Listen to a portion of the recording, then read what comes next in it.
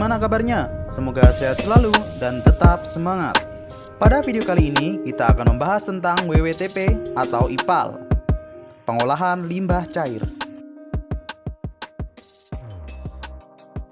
Yang pertama yang perlu kita ketahui yaitu apa itu WWTP? WWTP atau Wastewater Treatment Plant atau yang sering kita sebut dengan instalasi pengolahan air limbah dalam bahasa Indonesia atau IPAL merupakan struktur yang dirancang untuk membuang limbah biologis dan kimiawi dari air, sehingga memungkinkan air tersebut dapat digunakan kembali dalam aktivitas lain. Adapun bahaya air limbah yaitu yang pertama, berbahaya bagi kesehatan makhluk hidup. Yang kedua, merusak ekosistem lingkungan. Kemudian yang ketiga, mengurangi ketersediaan air layak konsumsi. Sehingga air limbah perlu untuk diolah. Mengapa limbah harus diolah? Yang pertama, agar tidak mencemari lingkungan. Yang kedua, terbatasnya sumber air bersih. Yang ketiga, hal ini sudah diatur oleh pemerintah atau oleh hukum. Adapun metode pengolahan limbah ada 3 cara secara umum, yaitu metode fisika, metode biologi, dan metode kimia. Kalau secara fisika berarti menghilangkan limbah yang berukuran besar. Di sini ada screening, filtrasi, dan sedimentasi. Screening atau filtrasi ini meskipun sama-sama menyaring, tapi untuk screening biasanya diterapkan pada benda-benda yang berukuran besar seperti kayu dan kaleng atau botol yang terikut dalam air.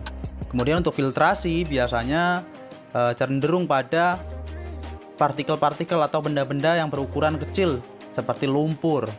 Kemudian ada sedimentasi, yaitu proses pengendapan. Ketika benda-benda atau partikel-partikel yang ada di dalam air itu memiliki massa jenis yang lebih besar daripada air, maka dia akan jatuh ke bawah karena terdapat gaya gravitasi. Sedangkan untuk proses pengolahan limbah secara biologi yaitu dengan bantuan mikroorganisme, di mana mikroorganisme ini membantu menguraikan senyawa organik sehingga berubah menjadi senyawa karbon dioksida dan air. Di sini ada biofiltrasi dan tracking filter.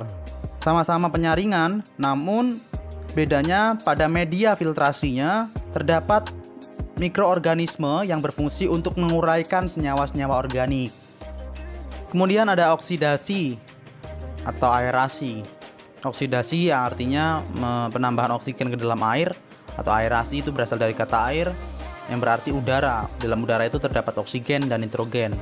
Sama-sama penambahan oksigen ke dalam air intinya, yang berfungsi untuk agar bakteri dapat terus hidup dan dapat mengurai senyawa-senyawa organik yang terdapat di dalam air. Pada dasarnya bakteri terdapat 2 macam, yaitu bakteri anaerob dan bakteri aerob.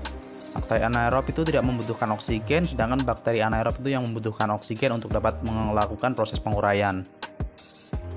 Kemudian metode terakhir yaitu metode kimia, di mana menggunakan penambahan zat-zat kimia. Yang pertama di sini ada proses netralisasi.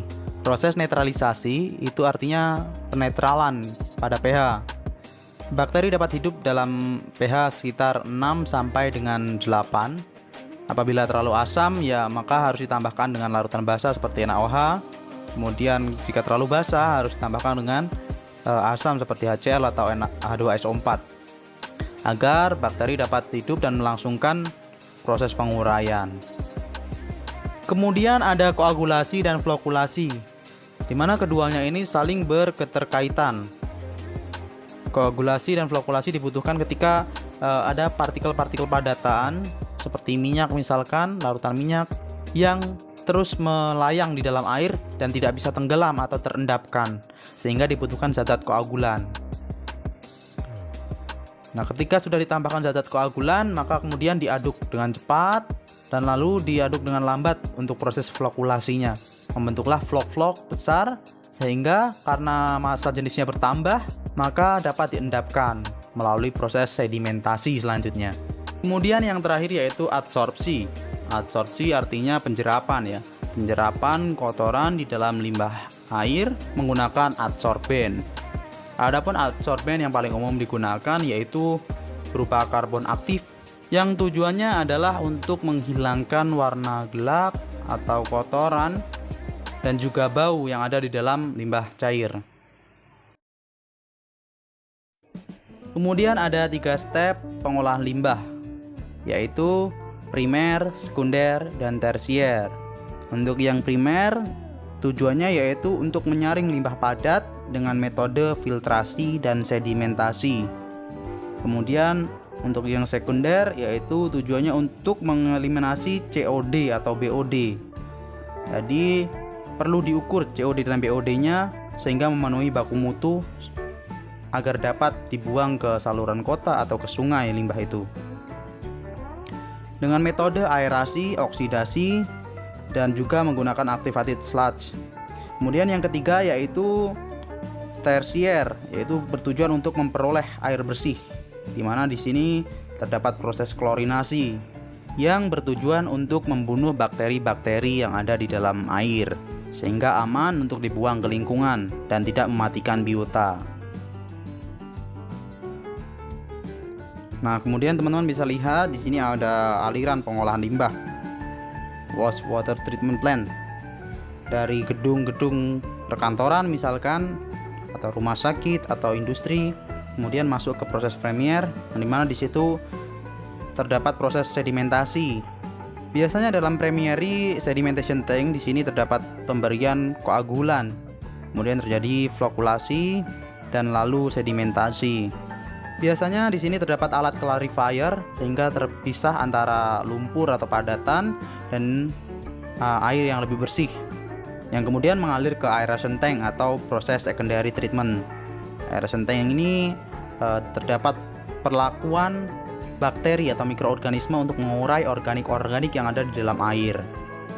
Selanjutnya yang terakhir yaitu pemberian klorin atau chlorine tank, dimana di situ untuk mendapatkan air yang bersih yang dapat digunakan kembali, misalkan untuk proses siram taman, mencuci kendaraan, untuk wastafel, dan untuk kloset. Biasanya seperti itu. Baik, demikian yang dapat saya sampaikan terkait dengan wastewater treatment plant. Saya ucapkan terima kasih. Mohon dukungannya untuk like, komen, dan subscribe, serta share video ini agar lebih banyak yang menerima manfaatnya. Terima kasih.